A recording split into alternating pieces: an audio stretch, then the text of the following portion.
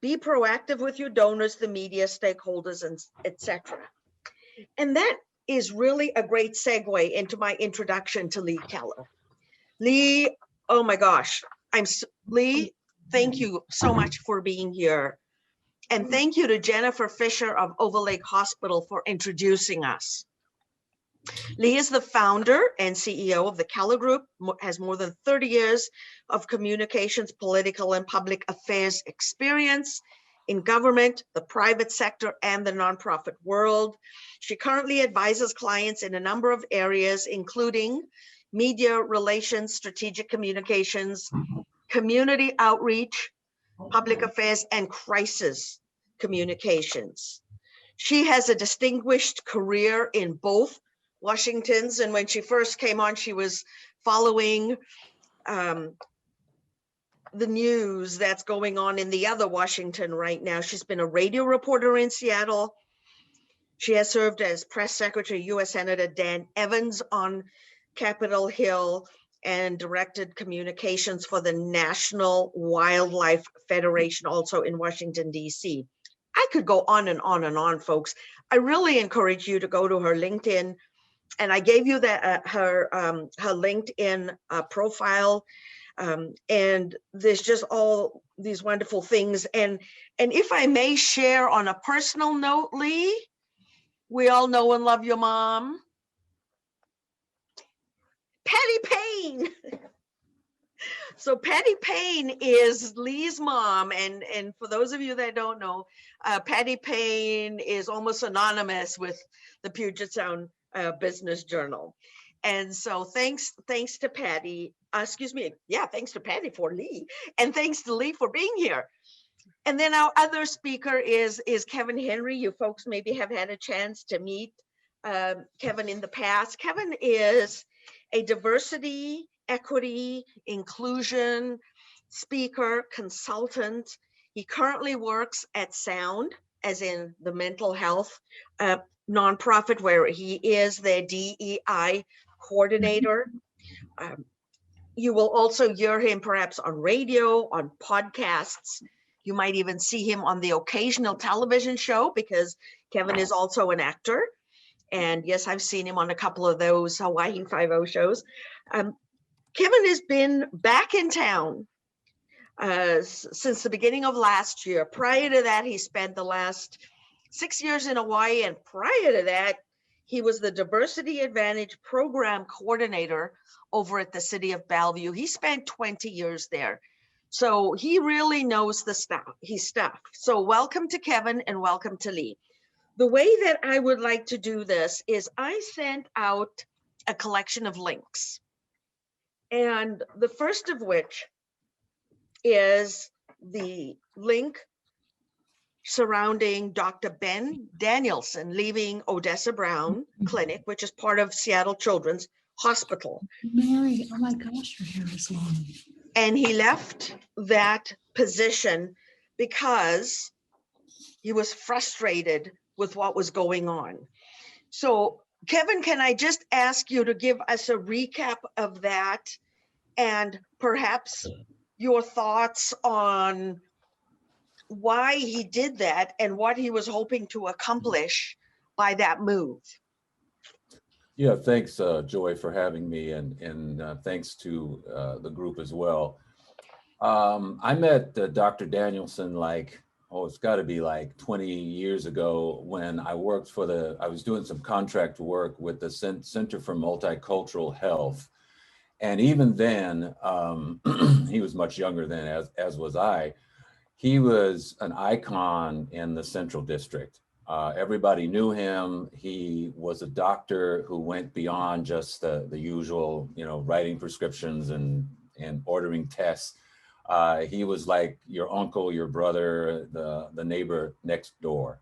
So with his resignation, I think it was an accumulation of frustration, as some of the articles pointed out, over several years of basically one of the themes that kind of ran through several of the articles was the performative, manipulative nature of Children's Hospital, in that they were talking a lot, but weren't walking the talk, so to speak. And they were using the Odessa clinic where Dr. Danielson was as a kind of tool to basically increase donations and present a certain brand and a certain image that behind the scenes just wasn't true. And having worked for some organizations, even in Hawaii, that did the same thing, I can understand how the frustration of not having diverse voices at the table, of having examples of systemic racism permeating through the organization, and then even having one person in leadership repeatedly use racial slurs to describe various minority groups without any kind of accountability or punishment. So it seemed like it finally got to him. And I think by him resigning, I think that he was, and he was very ambivalent about it, what I understand, but by resigning, he's basically shining the light on children's and saying there's a problem here. And since then, I know there's been a petition that's been circulated.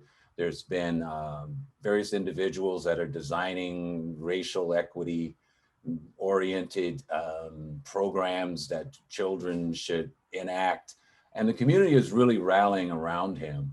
And I think while this is a crisis, it's also an opportunity both for the community to recognize what's been going on and what needs to change, but also the hospital has an opportunity to basically clean up the wreckage and moving forward, do the right things when it comes to serving the diverse community that it's supposed to be serving.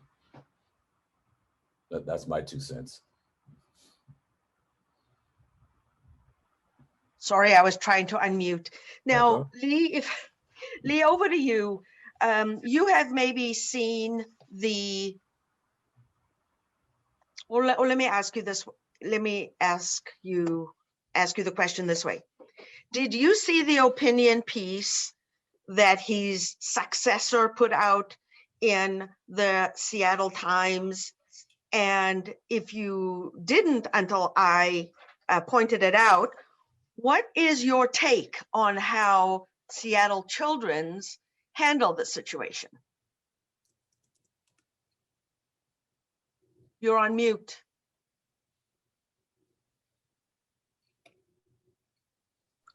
Okay, here we go. That's a great question.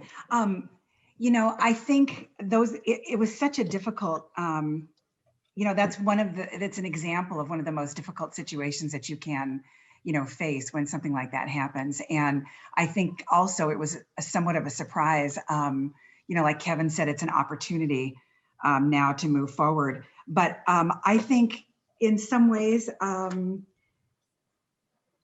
they handled it, you know, I'm sort of uncomfortable. I don't want to sort of take on anybody specifically, right, but I think a situation like that, my general recommendation, no matter what the situation is, to try and proactively get out as quickly as you can, because otherwise you spend the entire time around news coming out or something leaking or bad news. You spend a lot of time on catch up rather than proactively being able to, I don't like the word spin at all, but being able to position yourself and you know, shape your own message. I did a media, my first one in a year because of the pandemic, but on Monday I was media training a nonprofit up in North Seattle with 5 people on camera. And we did all 5 of them with 4 interviews each, and they were terrified on the first one. And by the end, they were ready to go and understood that, you know, the media can be a conduit to your audiences, to those corporate funders, to any funders. There's a, you know, there are a lot of different funding sources, and to your communities, and to the regulatory community, and all of those play such an important role, particularly in the hospital situation. I mean, you can see now what's going on with Overlake. You've got the King County Council weighing in, you've got the state of Washington weighing in, and being able to get ahead of that and meeting with those individuals proactively, and then also getting ahead of your message before it gets ahead of you is just really key. So without talking specifically about things, which I prefer not to. Yeah, and you know, Lee, I respect what you said, because here's the thing. This is not about throwing somebody under the bus. or making somebody look bad or pointing fingers or going or anything like that. It's not, because you know what? It can happen to anybody, right? Right. It really can happen to anybody.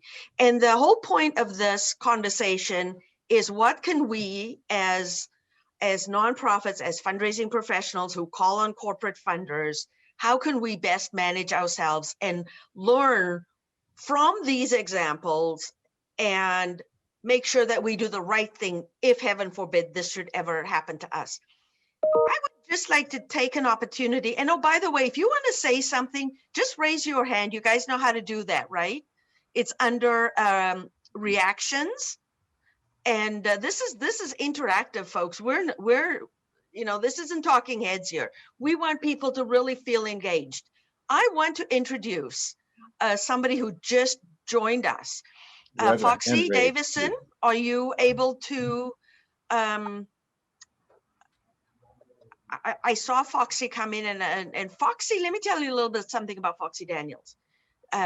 Davidson. Foxy is the executive director, and she runs an organization called Metropolitan Seattle Sickle Cell Task Force. And she is actually centered at Odessa Brown Clinic, which is where all of this went. And I reached out to Foxy to try to get her perspective of what she felt was going on.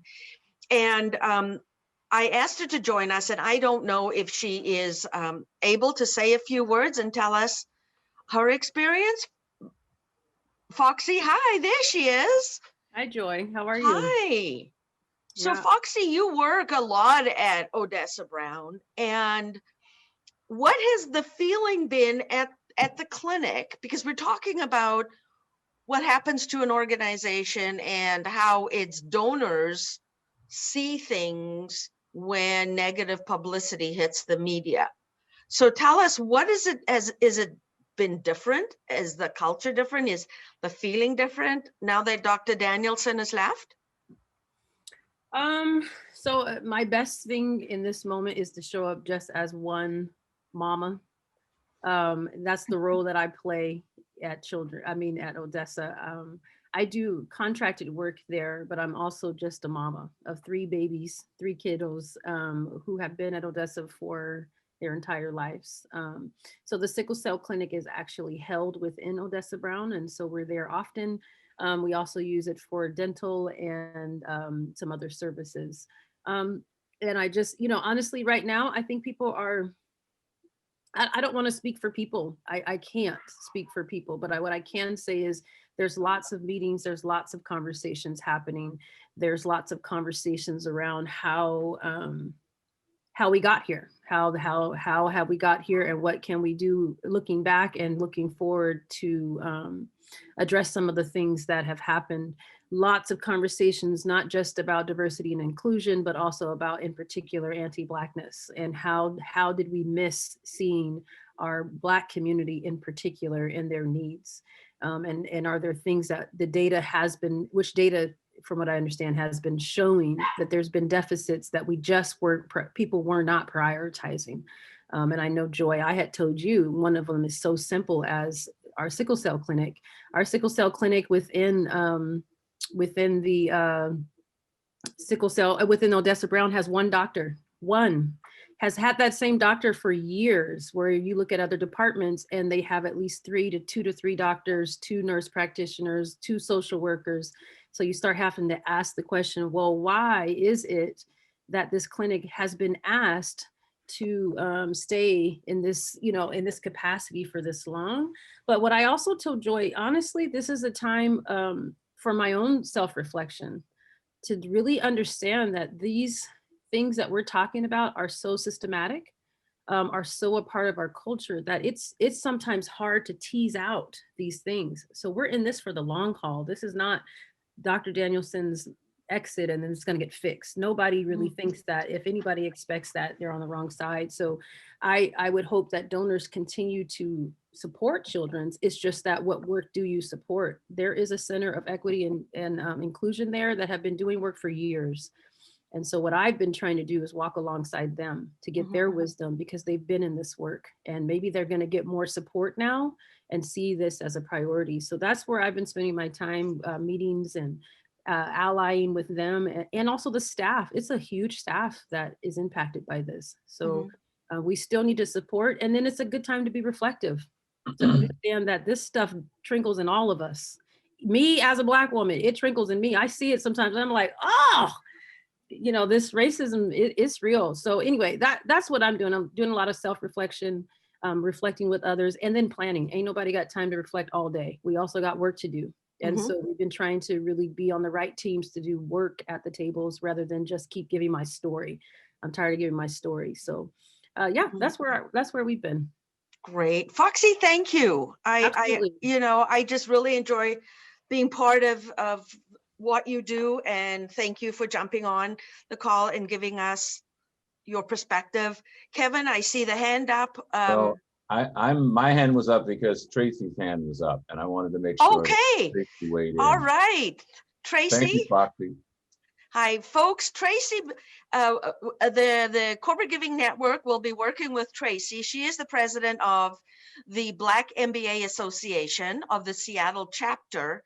And, you know, we talk about what can we do to move this along. And one of the things that we think about is having more people of color sitting on nonprofit boards, because that's where this thing needs to move, I believe. And I think a lot of folks agree with that, because we need to, anyhow, Tracy, let me give you some time to say something. Thank you, Ms. Joy. First, I just wanted to say thank you for bringing this topic forward. Kevin, I love you already. Lee, thank you for leaning in, but I'm excited to connect with you. Ms. Foxy Brown, thank you for starting by saying you're a mother. And I think it seems like that's one of the things that people often forget. We're mothers, we're sisters, we're brothers. And so, you know, I'm president of the National Black MBA Association. Oh, my organization. There's my bad. 40 chapters around the country. We're the oldest and largest professional organization for African Americans in the country.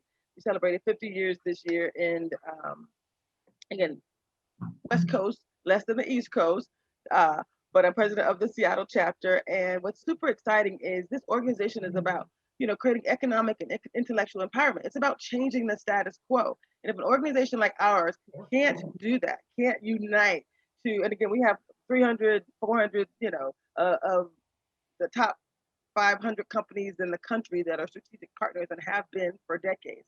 And so if an organization like ours can't provide some insight and support, loving support and accountability, then I don't know who can. And so if I think about the work that I'm doing, when I saw the topic, I wanted to say thank you to you, Joy, because the fact that you decided to bring this topic on, not generically about bad press, but a topic that is clearly relevant, not only for today, but it's been relevant, but the fact that you're willing to have this conversation, I think is great.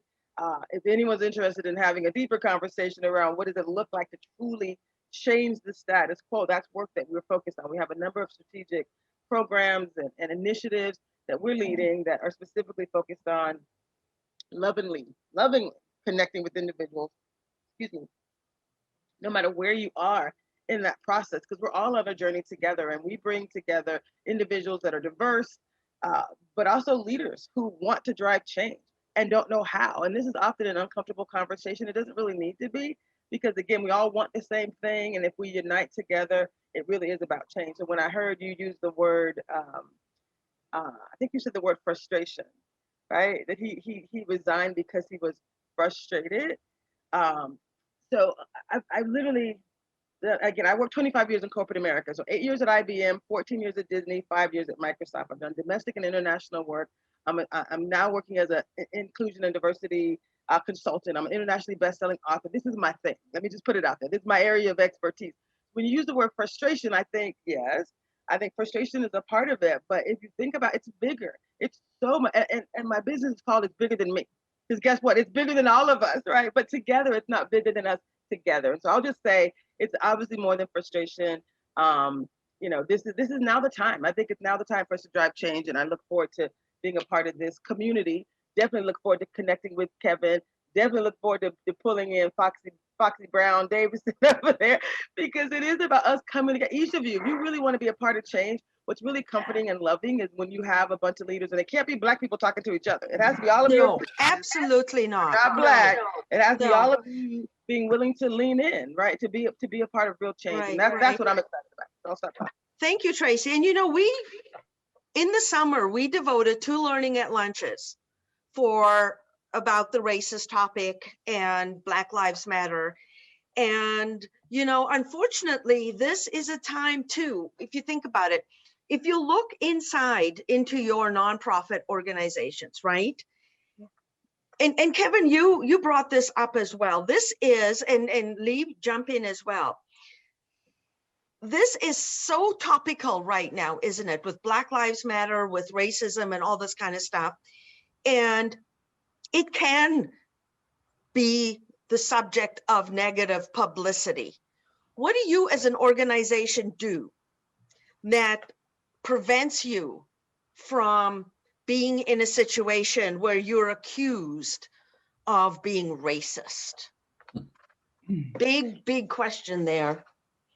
I mean, I would just jump in and say it's super important to do the right thing in the first place. When people call me in and say, okay, you know, help us get out of this or help us fix this, I'm like, I can't be the fixer unless the organization itself has done the right thing. Then we can communicate that. Communication has to be authentic and real and reflect, you know, the right thing that the organization is doing to move forward. Without that, you know, it's very difficult. So there was I'll just leave that. Yeah. I think folks look, and that may folks be, can see. That may be stating the obvious, excuse me, but you'd be shocked at the number of organizations that ask me to come in and fix something where they haven't looked, you know, at the systemic problem as an organization. Right. You know, and They put that's rampant right here in Seattle. Yeah, they put a statement on their website and they figure that's it. That's good enough. Kevin, your thoughts? Well, yeah, and I agree with Lee in that, you know, it's like if you have a house, you need to have a strong foundation. So, you know, you need a diverse board, you need a diverse staff, you need diverse voices. I don't know how many times I've been called in to talk to usually a nonprofit where the people that they're serving would be 75, 80% BIPOC and the entire board of directors and most of the staff is white. And there's nothing wrong inherently in being white. However, there's a lack of understanding of what systemic racism even is. And it is systemic, it's subliminal, it's subconscious. And a lot of times, again, like you pointed out, Joy, people say, well, let's just get a few diverse people to work here. We'll put a nice mission statement on the website and check the box. Mm-hmm. And I think the other thing that people don't realize, and I would like to underscore with what happened with Dr. Danielson, is that racism, I think a lot of people still don't understand the depth and the layers of racism and the harmful effects that it has. I mean, I think that sometimes people think, well, if we just do this, if we just do that, the problem's solved. But this is historical, and this is in the very soil of this country, going back hundreds of years. And I think it would behoove any organization to start learning about the people they serve, learning about history, and do it in a way that's mandatory. You know, weave it into the culture of the organization. It's not that standalone thing that, you know, it's Black History Month, so let's go all in on Black history for 1 month out of the year and then forget about it the other 11. So it's got to be a commitment. It's a lifestyle. It's a way of life. It's a learning journey. And occasionally an organization will make mistakes. Somebody will say something racist, but how they react to that is what the key is. So rather than look at it like, oh my goodness, you know, all hell is breaking loose. Let's admit it. Let's be accountable. Let's be transparent, but let's work together with the community and the key players at the table to resolve the problem. That makes sense. And if I can just share with you some of the insights that I got from Seattle Children's, I did reach out to them, and understandably, they declined to be part of the Zoom call. And Lee, I think, would that be the kind of advice you would have given them as well? Is it's best not to participate in something like this? No, I would say it would be best to participate. Absolutely. No, it's, Yeah. you know, what I just said in my crisis media training this week was too many times organizations under fire bury their head in the sand and think it's going to be okay while their tail feathers are getting shot off. And it's like, it doesn't work. It literally doesn't work. I represented Olympic Pipeline when it blew up in Bellingham, and what, 3 little boys were killed. There is no way that you can do anything but, you know, throw yourself out there and apologize and then do everything humanly possible Yes. to try and build back trust. There is, you know, I mean, the number of crises and things that I've been involved in, it never works to think that, oh, they, you know, Cairo called, but maybe they'll just forget it and they won't call us back. It's just like, people think that. Yeah. It doesn't work. So that's a really long answer to your question, but no, I would have advised them to be on here, and it would have been good for Overlake too also. And I represented Overlake for many, many years Yes. doing their public relations. And I invited Overlake as well. Yeah. And you know, and I can kind of understand there. And they're good people. You know, I'm not saying anything You negative. know, is it trepidation or whatever? I don't know, but remember, we're talking about what's best practices. And that's what Lee and Kevin, they're telling us. You know, get in front of the story. You know, be out there, talk about it. And one of the, and so there's that piece. And the other piece to it is our corporate donors, the companies that support the nonprofits where we work. Let me share with you, and you may already know this, if you read the letter that was part of the Odessa Brown article, you will know where I'm going with this. But in the letter that they sent to Dr. Jeff Sparing on December the 28th, and it's signed by a whole bunch of people with names like, oh, Jan and Jim Senegal. Gosh darn, who are they? Costco. And if you think about what does that Costco do, they raise millions of dollars for the Children's Miracle Network. That Miracle Network monies goes to Seattle Children's. When Costco attaches themselves to an organization like Seattle Children's, and they do it in a big way, and then something like this article comes to light, what do you think? And Lee, maybe you'll tell me, because you've had both nonprofit and corporate clients over the years. How do you think Costco is thinking? Or Nordstrom? Molly Nordstrom wrote this letter as well. Macklemore signed this. These are all accolades. These are all major donors to Seattle Children's. What are they thinking? Are you, and this is Yeah. you're proactively asking me. They're saying exactly what Kevin said. This is an opportunity to move this forward and to fix this. I mean, it's astonishing that this beloved member of the community felt that he was at a place where he had to resign. I mean, you know, it's pretty surprising. And so, and concerning. And so I think they're all just saying, listen, this has to get fixed. And Kevin, did you want to sort of add to that? Guilty by association? That's a bit of a stretch, that comment, but you know, can you imagine how the Senegals must have felt when this news came out? You know, there's the saying, you don't know what you don't know, but it's what you do once you find out. And I think that even with the year 2020, with all the racism and Black Lives Matter and the protests, and you know, some people were shocked at what's been going on in the year 2020, but it's been there the whole time. It's like a disease that's finally, the symptoms are manifesting themselves. So what do you do once you know you're sick? Then you say, how can we get better? How can we heal? And it's something that it's a lifelong commitment.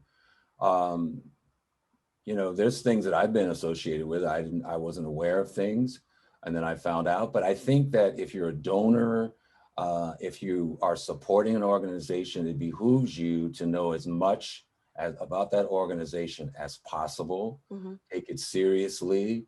If there's something that happens that you don't like or gets out in the news, or it's just whatever, controversial, don't put your head in the sand. You know, it's very easy to do that, especially if it's not, it's like anything. If it's not affecting you personally, then you're not worried about drugs until your kid's on drugs. And then all of a sudden, I want to know everything there is to know about drugs. Mhm. But it affects us all in some way. Mhm.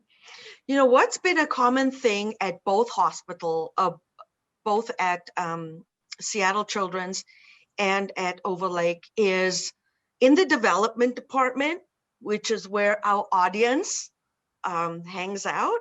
We've got some board members also in here, and board members care about what people think about their nonprofits, is that work has come to a halt. It can really injure and it can really hurt your total overall income and revenue stream, because your eye is not on the job at hand.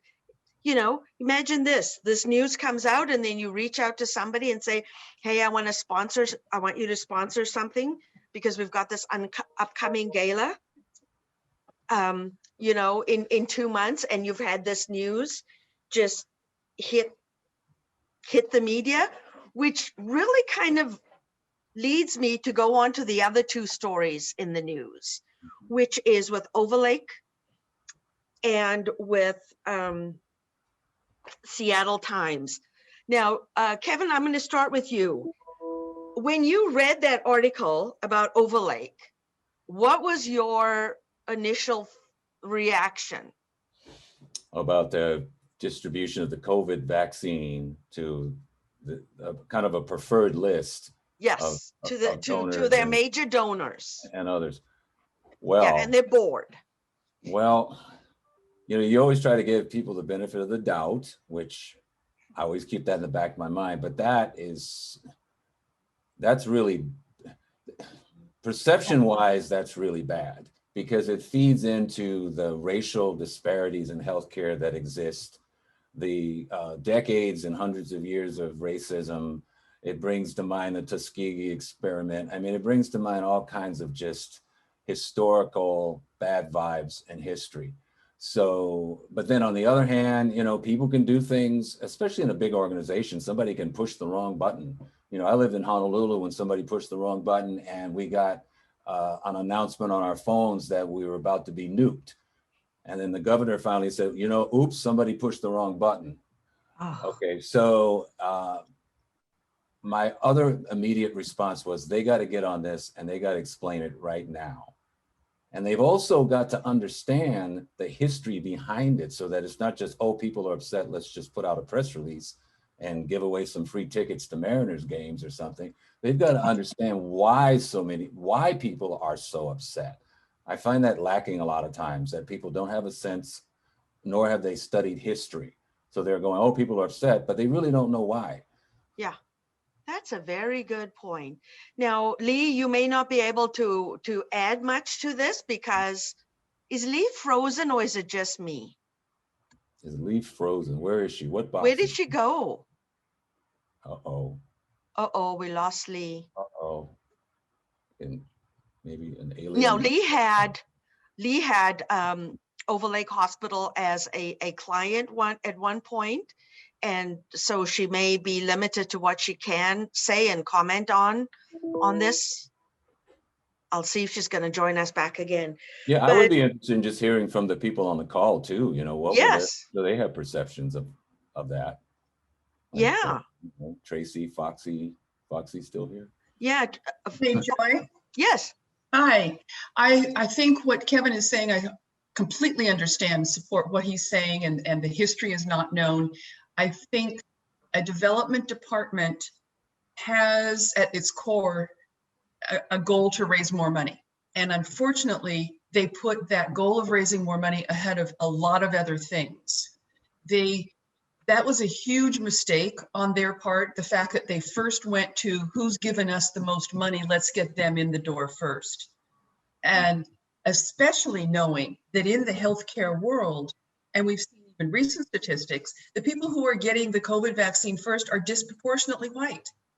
So I was disappointed in Overlake. I've gone to Overlake. My son was born in Overlake. I was extremely disappointed in their leadership, in their board, in their development department, that's where they went first, instead of, we treat a wide variety of people from our healthcare system here. How do we equitably distribute this opportunity to people?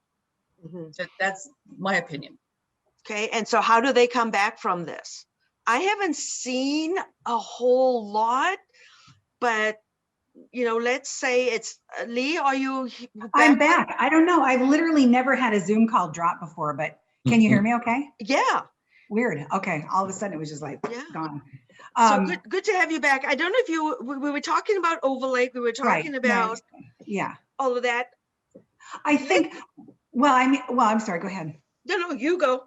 Well, what I was going to say is, it's the perfect example really, and a reminder to everybody that nothing is private. Okay. And so setting aside the optics of it and the judgment in doing that, then there's just the fact that no email is ever private. You can't, you just don't send things like that out and expect it to not go public. And it was not a great idea in the first place. So there hasn't been a lot about it. I'm not sure exactly what they are doing. And it's super unfortunate because I could see really easily, you've got extra vaccines, go to HopeLink or LifeSpring or somewhere and, give people in the community that can't necessarily afford it or haven't gotten them yet. There's many, many, many ways to get rid of vaccine that you've got. And I've heard of some pretty cool ways, actually, people jumping out on freeways. And, anyway, long story short, it was just, yeah. And to your point, Lee. And I found out, by the way, I had to find out from one of the donors who's a client of mine who got a call from the Seattle Times saying, we'd like to interview you. And we still can't figure out how they got his name. And I said, nope, that's not going to happen. I called the Seattle Times back. I said, sorry, he's not participating in that interview. He was just horrified and didn't get his shot there and didn't get his vaccine there anyway. Right. Anyway. Crazy. To your point, that's what happened, right? Is one of these major donors who got an email from Overlake forwarded on and to the press. So it's not clear who sent it to the media. Isn't it? I thought I read in here. I wasn't sure that they could narrow that down, but somebody did, because a lot of people got emailed. There were 100 or 200 major donors apparently that were emailed, but then there was a whole bunch of others as well. Okay. But anyway. So what do we learn from this? How do we as nonprofit, and remember that this email started in the development department. So to Lee's point, never consider anything you put in email that it's going to remain private, because it's so easy to forward an email, right? Well, and it's back to the beginning, do the right thing in the first place. But I know everybody, right. I know that doesn't always work. So once something like this happens, get out ahead of it quickly, retract it, do something with the community, make sure that the vaccines that you have are going to the right people in the community and not, major donors, and then let people know that that's what's happening. Apologize. There needs, and more than just an apology letter sitting on a website somewhere. Right. There needs to be a personal, very heartfelt, wow, we messed up. We're really sorry. Here's what we've done to fix it. Here's what we're going to do to make sure that doesn't happen again. And you move on. You've got to get, you've got to get out there and rip the Band-Aid off and talk to people about, we made a mistake, and people make mistakes. They do make mistakes. Sometimes they're much worse than others and people die, but this was an error in judgment, and they need to come out and say so. Very public. Perfect. Great advice. Erin, you want to share something? Thank you, Lee. I had a question for the panelists and other folks that kind of work in consulting and such on moments like this. How do you, my impression would be that, you know, when I see other companies get called out for things like this, or if there are huge, you know, huge errors and whatever, whether they're racial or you know, a misallocation of funds or what things like this, I like am inclined to I like want to see that organization or company sort of get feedback from their community of how to better serve, you know, or like say, hey, we messed up, how just be accountable to your community is kind of, I guess, what I'm getting at. And I was wondering how, like, if anybody has an opinion or insight on how to gather that forum of people. Like if you say, so we want to hear from our community, we messed up, how can we better serve you? Like, how do you balance or find a community, like a group of folks group. to sort of Focus speak group. that topic, and or experts, or like, and where do you draw from? Mhm. Experts, community members, like who can you use? Faith community as well. Yeah. I just wanted to say the faith community, because when I was working for the city of Bellevue, one time I wanted to put on a forum that focused on the Hispanic Latino community. And I would, you know, when I put these meetings on, I get 5-6 people. I met 2 people within the faith community. I had 250 people show up for a 3-hour conference. So find those key leaders, and the key leaders aren't always in the obvious places. They could be working in a deli, a restaurant, a church, a school. So go out there and find those key, because if a key leader in a community says, go to this or go talk to this organization, they're more likely to do it than if you just, a stranger just come up and hand them a flyer. Mhm. Does anybody else Can I have a say question? something? Hey, Joy, can I? Yeah, respond Foxy, to sure. Aaron, I think one thing is just simply ask. I think sometimes we get so lost here that we don't just ask community. And I think that you ask, I love, Kevin, what you said. I mean, church community, faith community is huge. You have to pay attention to the community that you're trying to access, right? Paying attention to where they gather, which might be very different to where others, and then paying attention to how they choose to share story.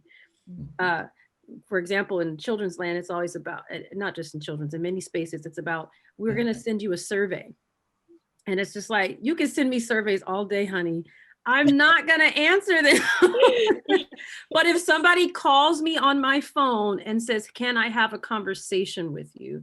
You have to start being, what is it? Never mind. You have to start becoming really in tune with, how does this community share their stories?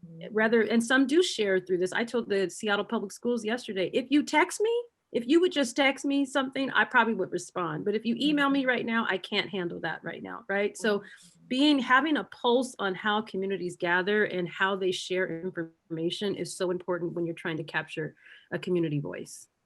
That's a great input. Okay, so folks, we've got 4 minutes left, and I know a lot of people have to jump off at 1 o'clock, and I see some hands up there, and I appreciate that. If you can stay on past 1 o'clock, that would be great. But I want to hand this over now to Lee and to Kevin, and I want you to recap, if you'd be so kind, the best practices and some tips that you want our community to keep in mind, the nonprofits, or it pertains to anybody. What are the best practices? Your top 3, Lee, and your top 3, Kevin. I can quickly give you the top 3 for me are, if a crisis hits and your plan's not in place, it's too late. So go back to your organization now and figure out what you're going to do when the crisis hits you, because it will hit. And number 2, be proactive in your communication. Don't wait. There are many, many different layers and levels to that in terms of how serious the crisis is. You know, do you call a press conference? Do you put out a statement? Do you call reporters individually?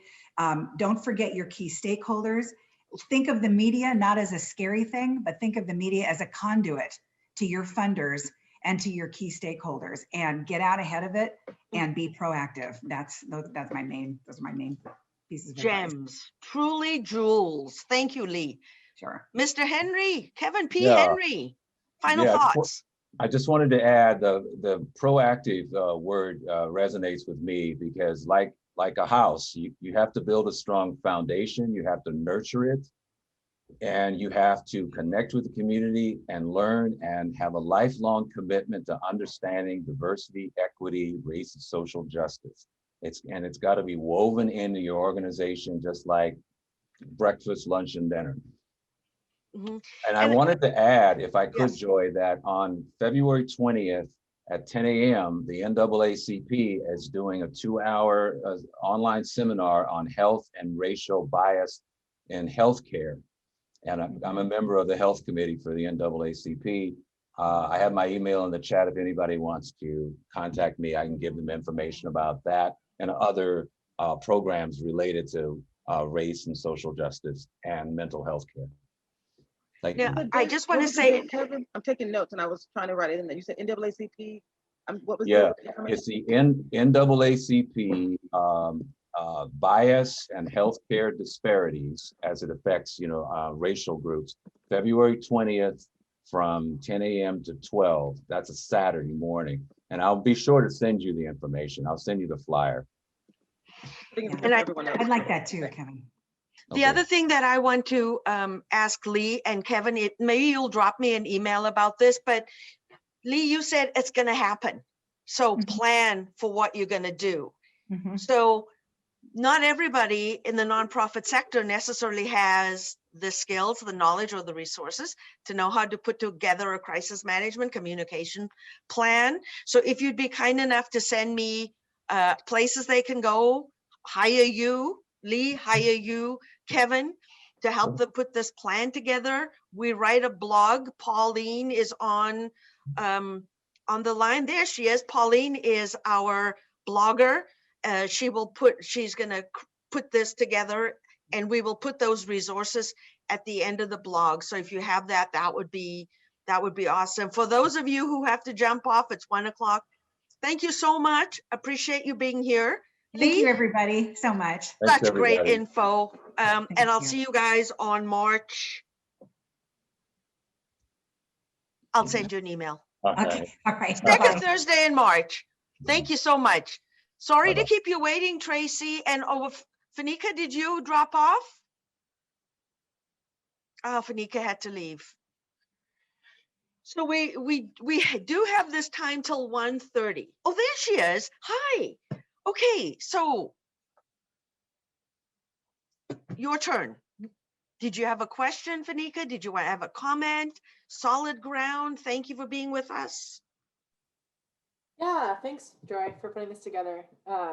I had, I guess, just a group question, and I don't know if Lee and Kevin and Foxy stuck around, but I think we talked a lot about how businesses and organizations can manage bad press, and I think thinking from our positions as nonprofits, I think there's also some space for us to kind of take on the role of calling in our funders and partners and leveraging some of our trust-based relationships and try and uplift the right thing. And I know that we've been trying to practice this, and that's come up a lot, especially this past year. And obviously it can be tricky with power dynamics and what that means for funding. So I guess I just wanted to hear a little bit from Lee and Kevin and any others who might have some advice for us and how to approach our partners and funders and having these kinds of That's a great conversations. question. Remember what Lee said? Get in front of it. So if you know something's going to hit the fan, and I would, if it was me, I would get on the phone and I would reach out to my corporate donors, and I would proactively say to them, hey, this is going to come out. I just want you to hear it from me. This is the circumstance. This is why it's going to come out, and this is what's behind it, and this is what we're doing as an organization to fix it. Other thoughts? Has anybody else on this Zoom call had to deal with a crisis? Has anybody else had bad press they had to get in front of or live through? Tracy, I think, yeah. I I think I was actually going to answer one of the earlier questions. And I guess this answer kind of applies to both. But someone asked earlier, like, how do you find the right groups? How do you make those connections? And I love the answers. Lee and Kevin were both amazing. But I do think it is about being authentic. Like, we're all humans. We're all on this human journey together. And when someone says, I don't know what to do, that in itself, like, there's no expectation you have the answers. That in itself is an authentic way to connect with those individuals and those organizations that are in place specifically for these type of connections, right? And it's a little, these are two nonprofit organizations. So the National Black MBA is a nonprofit organization, but it's just one of those groups that are out there that, we're specifically focused on how do we help organizations that are nonprofit and others within corporate America to truly, drive change wherever you are in that process. So it's about being authentic, building relationships. Like Lee said, don't wait until there's a problem, right? It's too late at that point. It's actually never too late. She said it was too late. I don't think it's ever too late. I think it's really about how do you respond when a situation occurs. And it's just about being a human being. Like they both said, we all make mistakes. What do we do next? And we like to say, we have this initiative called the Bigger Than Me Success Series, achieving racial equity and inclusion in business, education, wealth, and health. And we simply say, being in is the win. Wanting to drive change is the win, right? Not sitting back, letting someone else do it, but just realizing that we all have a level of accountability to want to move forward. So. Here's kind of like an informal poll that I would like to take. How many of you folks at your nonprofits actually have a crisis management plan in place? Mary, you folks are huge. I mean, over at the Museum of Flight, do you guys have something in place? I know that we have something, but I don't think it's up to date. So that's on my list of things to do, is to go back and visit that. And it's really something that once you create, Joy, I don't think you can set it aside. I think you need to visit, probably revisit it every year and just make sure that it's up to date and, kind of reflects what's going on in the world. Yeah. And Ruth, you serve a segment of our population that with COVID has been possibly most vulnerable. Are you concerned at all that you may or may not be in the news?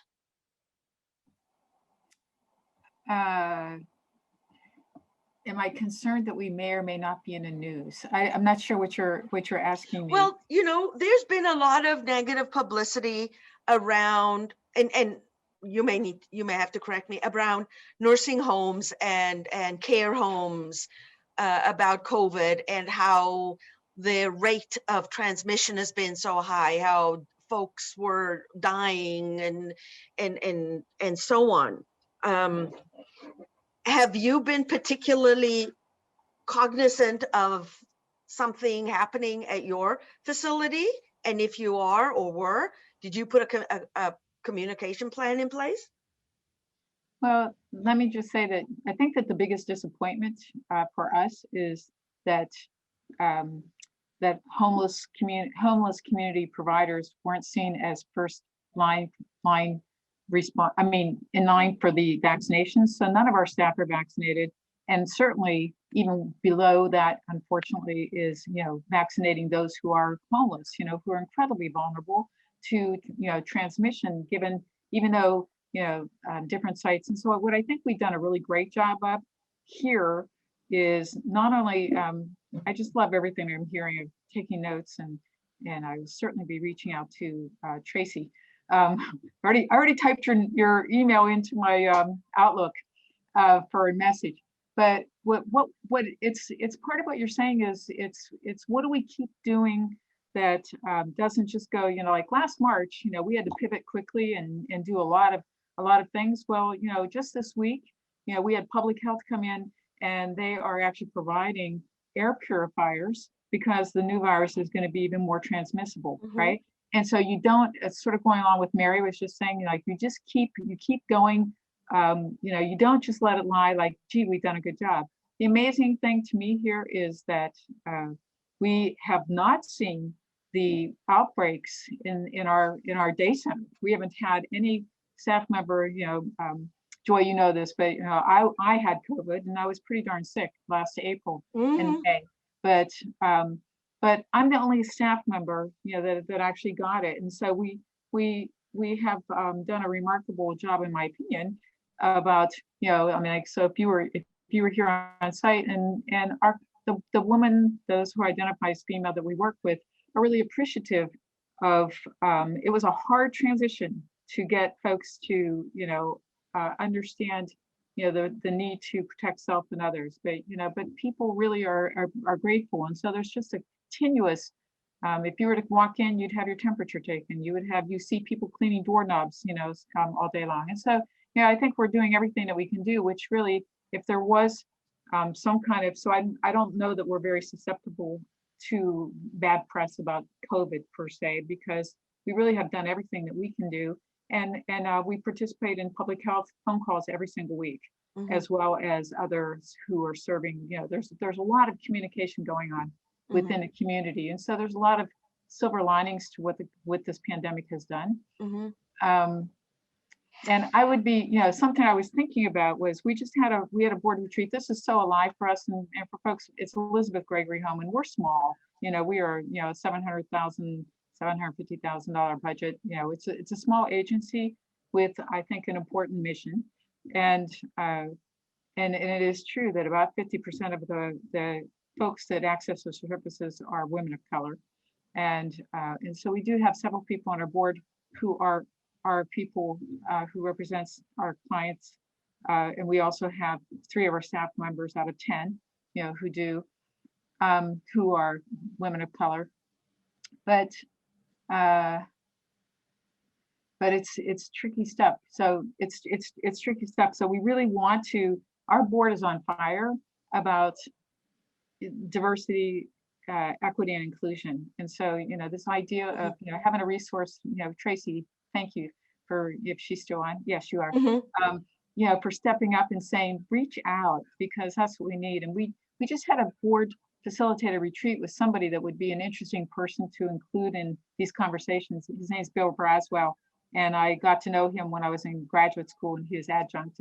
And he facilitated, and he was, he's a African-American man. And one of the things that he talked to me about was, how do I perceive what diversity is in my board? And I said, it's looking at it from a lot of different sides, right?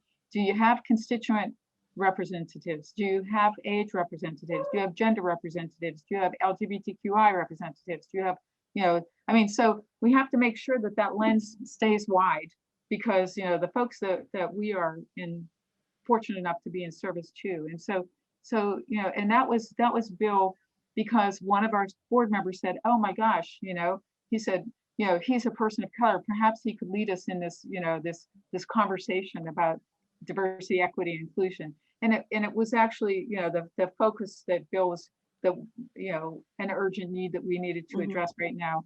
But it was, it's, as I think as a Caucasian leader, is I'm looking for direction. I'm looking. Yeah. Yeah. And that's why we're trying so hard to get diverse candidates on board, is because when you're all European and you're sitting around, you really understand it. I don't think we do. This whole topic was all about publicity and how ready we are if negative publicity hits the fan. And the thing that I got from Ruth is that she is very proactive in being informed and participating in any information out there. I will tell you that when I spoke with both Seattle, particularly the folks over at Seattle Children's, is we talk about our corporate donors and how they're going to respond. And interestingly, what I was told was they got phone calls from their corporate donors, and their corporate donors said, we are with you. We are going to stand and we are with you. So what does that tell you about the kind of relationships, You know, we always, I hate throwing this word relationship around because sometimes I think it's a little overused. But in the case of what Children's Hospital shared with me, I thought to myself that they must have a pretty tight relationship with their donors. So my question to you, and just something for you to think about, in this time where you're maybe not doing gala events and your programming is not as robust as it should be, how often are you reaching out to your corporate donors, and for what purpose? Are you just calling to say hi, or you know, like, what are you keeping that relationship fresh? So heaven forbid if negative publicity should hit the media, that you are confident that your donors will stay by you or stick by you because you've been so up to front and you've kept that relationship fresh. I mean, it's not rocket science, right? It's just stewarding your corporate donor. You know, Julia, over at the opera, it's been really, you know, you guys haven't done a whole lot of programming. What have you been doing with your corporate donors? Hi, I put her on the spot. Not a whole lot. I mean, we're virtual, like all the arts orgs right now.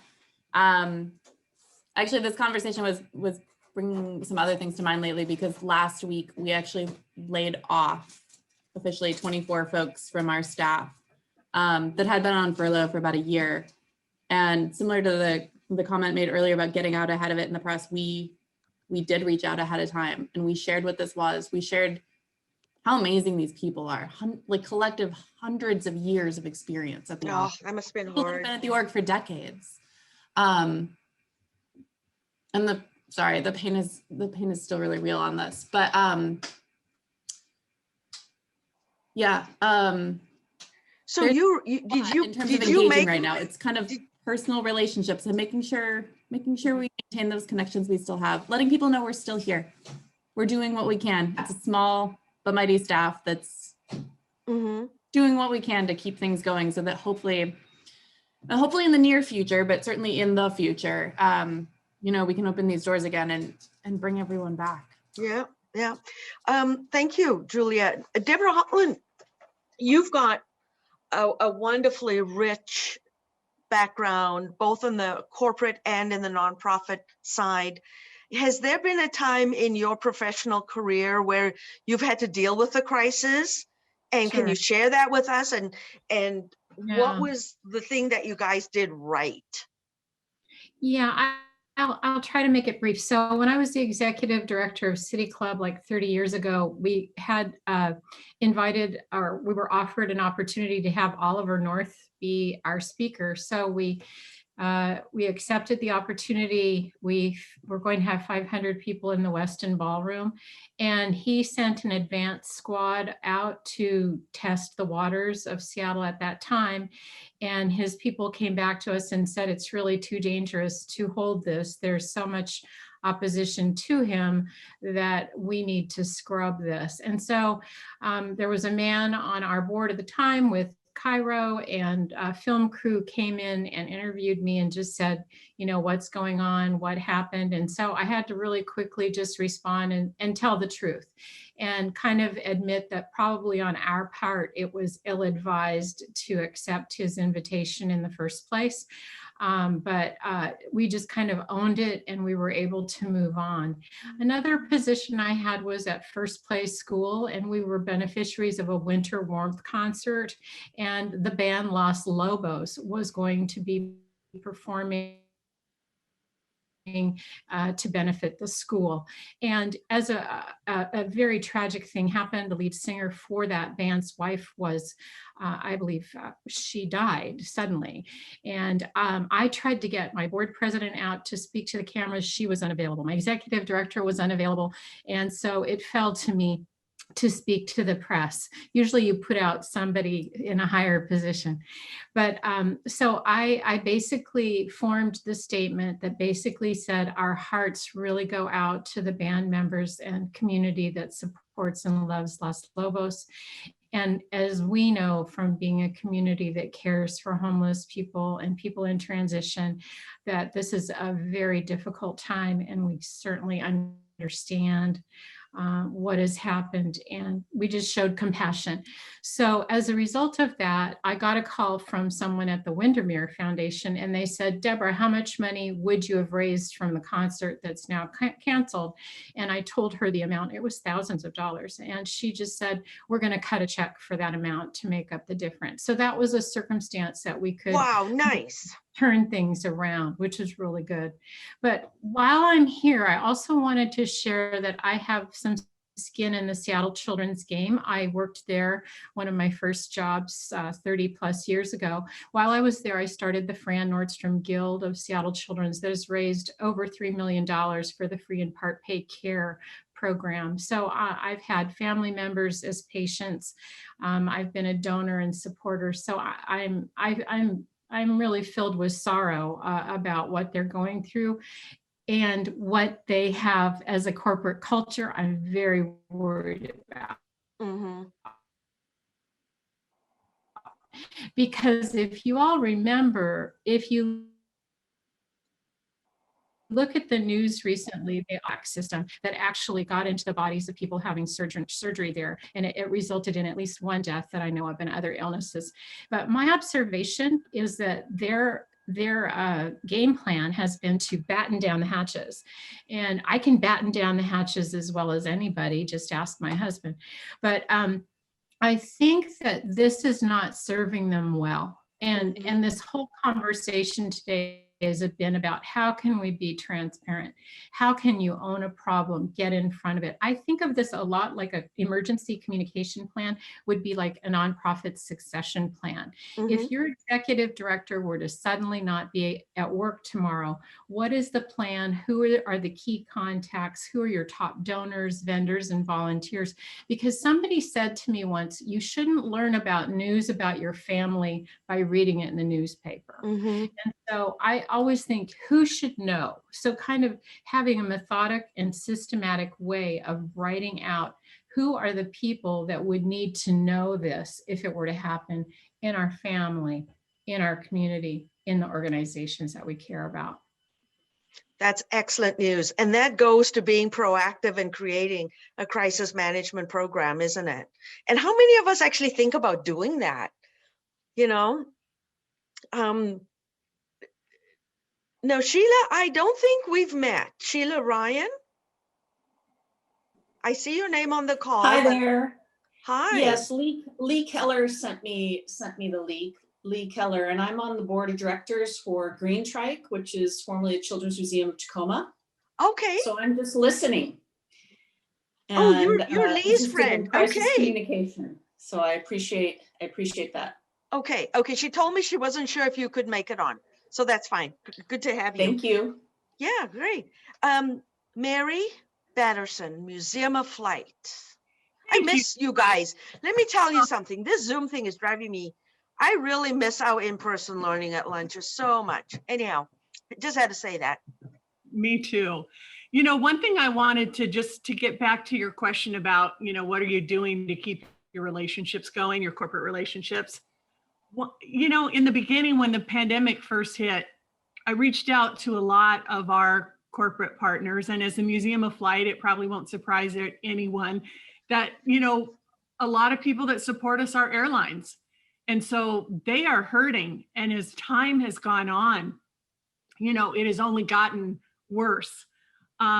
And so in the beginning, you know, a call to reach out and let people know we were closing temporarily and see how they were. And some of the people called back and some didn't. And a few more months went by. And I have to say, a lot of corporate, you know, CSR people, their voicemails were full. And so I couldn't even leave a message. So, you know, we kind of decided, we had a conversation and thought about, you know, if we were facing something really tough, what would we want to hear? And so what I started doing was calling our partners and saying, you know, we're in a tough time ourselves, but I'm calling today for one reason. And I want to know what we can do for you. What can the Museum of Flight do for you? And I have to tell you, I got calls back from so many people that had ghosted me for months. because I wasn't asking for anything from them. I was asking, is there anything that we can do for you? Yeah. And so I would just leave that with the folks on this call to say, you know, maybe there's something that you can do for your partners. I know they're used to having us reach out with opportunities, and Mhm, mhm. they're really Yeah, we're the sales arm, right? Yeah. yeah. So I leave you with that, but I No, that's appreciate the conversation very much. great advice. Somebody once said, and I forgot who said it, but they said when it had to do with social media, when you put anything out on social media, don't put it out about you, but rather put it out there as a value to somebody else. And that kind of makes me think of what you're saying there. I'm not saying the words right. The words were a lot prettier than that, and I forgot who said it, but it was brilliant. Joyce, nice to see you. Where have you been? Hi. Hi, Joy. Good to see Hi. you. Hi, everyone.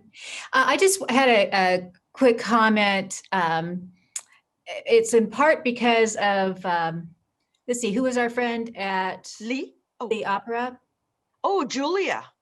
Yeah, Julia Kearns from her Welch. comment and your thing on the media plan. So I had two thoughts. One is I was part of that forum last week, you know, the AFP Ethics Forum. Yes. And that was also good, as is this. One thing I saw there was many of in that particular case, right, it was on maybe it started with 3 or 4 particular large institutions that were called out because of this virus situation. Mhm. So there was that. But in small group breakouts and subsequently, one thing that was very helpful beyond who was called out, was it was all about the culture. And you have some people here have said that, but when Julia described the opera's reaction, that's their culture. I have never worked there, but that would say to me, that's their culture. When I called a friend who's in development at 1 or 2 of the hospitals afterwards, because I've known them for a long time, and I think they're, but they're kind of at our level or some of our level. They're not at the senior executive level. And their response was, well, there were a lot of hospitals involved. It wasn't just us. It's not just us, right? And they named the other ones. And I said, okay. So in other words, what I took from that wasn't that person. It was that whoever they're setting, the leadership has created a culture maybe where people don't feel empowered to do the things that the opera and some others might do. And so I really have to go back to what I think Kevin said earlier, that it's like that culture. And for people maybe at some of our levels or who work in all these good mission places, what I recognize is none of us can really change. We can go do very good things. If the organization top down has a culture that that we don't either fit with, or that is not, if there were a difference, that's where it becomes difficult, because we might be out talking to the giving officer, and we are doing very good work. The culture of the organization as a whole will always permeate, I think, and create risk and create difficulties for us to do our work well. Yep. That's very good. Thank you for sharing. Karina, how are you?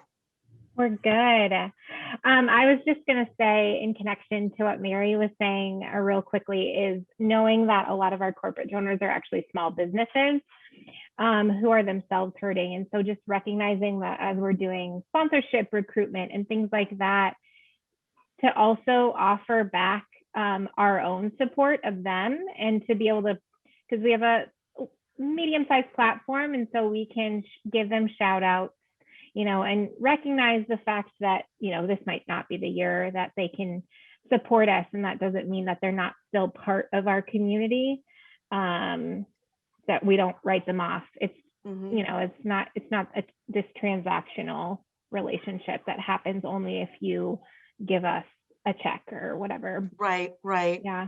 Yeah. Very good point, Karina. You know, it's for this reason that I am such a big fan of cause-related marketing, because you're actually helping the business sell something, right? You're driving customers to their site or to their store or whatever, and in exchange for them making a sale, you benefit as well. So that's something to maybe think about. If you haven't dipped your toe into cause marketing, this is kind of like a neat time to use that revenue tactic, just because some places need your help. So folks, it's coming up to 1:30. I want to thank you all for contributing to this conversation. I really do appreciate it. Marissa, I haven't had a chance to get to chat much with you, but I know you and I have got a nice call coming up very soon. And folks, Marissa is going to come on board, and she's going to help us with finding all of these wonderful corporate funders so that we can have a very rich and robust learning at lunch moving forward. So thank you again. Please be careful if the snow comes. You know how horrible it can be out there. Take care of yourselves.